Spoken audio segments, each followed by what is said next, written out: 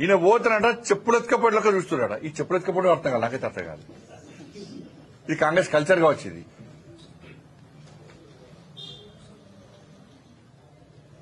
ఇప్పుడు చెప్పులు ఎత్తుకపోవడం మీద చర్చ జరుగుతుంది. ఇప్పుడు ఇక జరగాల కూడా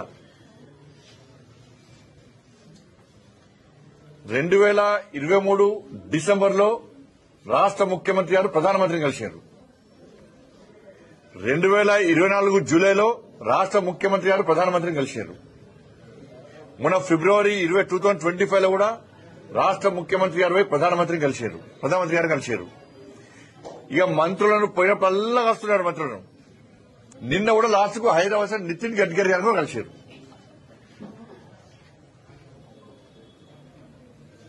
ఎప్పుడు మీకు అపాయింట్మెంట్ ఇవ్వలే, ఎప్పుడు మీతో మాట్లాడలేదు.